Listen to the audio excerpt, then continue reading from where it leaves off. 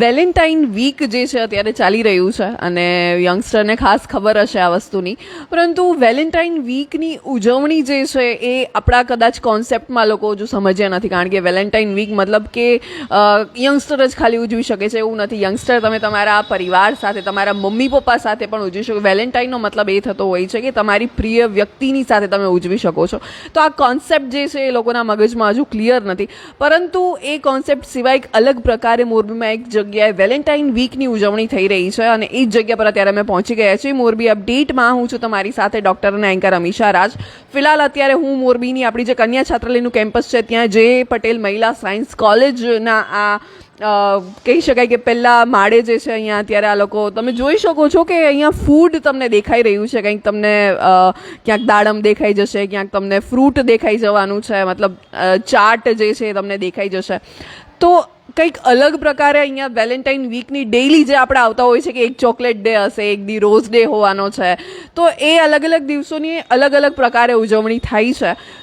એને એક સ્પેસિફિક નામ પણ આપ્યું છે એ લોકોએ, વેલેન્ટાઇન વીક બના ઇકો વીક. તો કઈ રીતના આખું સેલિબ્રેશન થતું હોય છે આપણે એમાં જ વિદ્યાર્થીનીઓ અત્યારે કરી રહી છે પ્રિપરેશન, એમની પાસેથી જ જાણીએ. મોરબી અપડેટમાં આપનું સ્વાગત છે. તમારું નામ શું છે? રાધિકા ચોપડા. ઓકે રાધિકા, વેલેન્ટાઇન વીક જે છે સ્પેશિયલી આ જનરેશનમાં ફેમસ હોય છે અને એની તમે ઉજવણી કંઈક આ રીતે કરો છો કે આજે મતલબ આઈ ગેસ ચોકલેટ ડે છે, રાઈટ? અને ચોકલેટ ડેમાં મતલબ તમે લોકો અહીંયા મને સેલેડ દેખાઈ રહ્યું છે, ગ્રીન ડે તમે બનાવ્યો છે. ઓકે, કઈ રીતનો કોન્સેપ્ટ છે આ ગ્રીન ડેમાં એ વિશે જણાવો. ઓકે, નમસ્તે. અમે બધા શ્રીમતી જે પટેલ મહિલા સાયન્સ કોલેજના વિદ્યાર્થીનીઓ છીએ.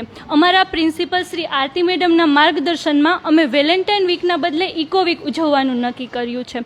સમગ્ર વિશ્વમાં 7 થી 14 ફેબ્રુઆરી દરમિયાન વેલેન્ટાઇન વીક ઉજવાતો હોય છે, પરંતુ અમારા કોલેજની વિદ્યાર્થીનીઓએ પોતાનો પર્યાવરણ પ્રત્યેનો પ્રેમભાવ તથા પર્યાવરણ પ્રત્યેનું જતન દર્શાવવા માટે વેલેન્ટાઇન વીકને ઇકો વીક તરીકે ઉજવવાનું નક્કી કર્યું છે, જેમાં propose day, chocolate day, teddy day, Valentine day વગેરે જેવા દિવસો આવે તેના બદલે અમે પ્લાન્ટેશન ડે, જેમાં અમે વૃક્ષારોપણ કર્યું, નો ઇલેક્ટ્રિસિટી ડે, જેમાં અમે સમગ્ર દિવસ દરમિયાન ઇલેક્ટ્રિસિટીનો બિલકુલ ઉપયોગ નથી કર્યો, અપસાઇકલિંગ ડે, જેમાં જૂની વસ્તુઓ વડે નવી વસ્તુ બનાવી અને ક્રિએટિવિટી કરી.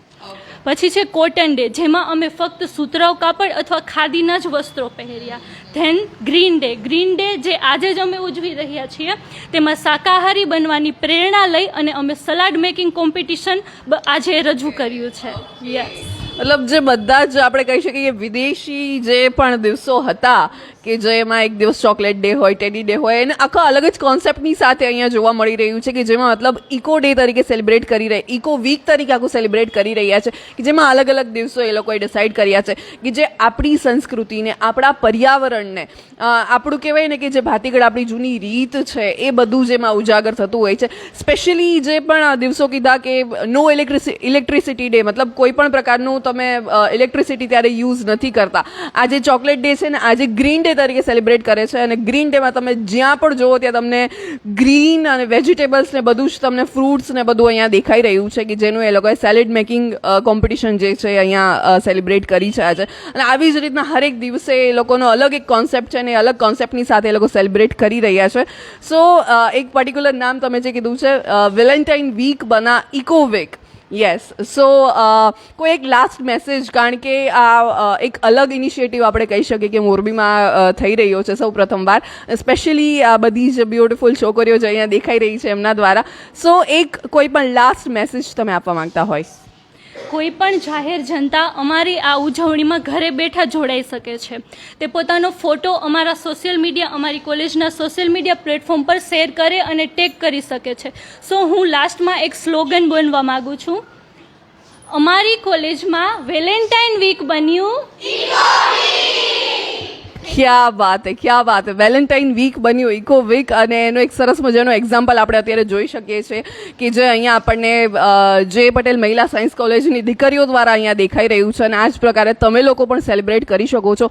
અને જો તમે પણ સેલિબ્રેટ કરી રહ્યા હોય તો તમે સ્ટોરી કોઈ પણ મૂકી રહ્યા હોય તો જરૂરથી અમને ટેગ કરજો. That's it. Thank you so much. હું હતી તમારી સાથે ડૉક્ટર એન્કર અમીશા રાજ. મોરબી અપડેટ સાથે તમે જોડાયેલા રહો.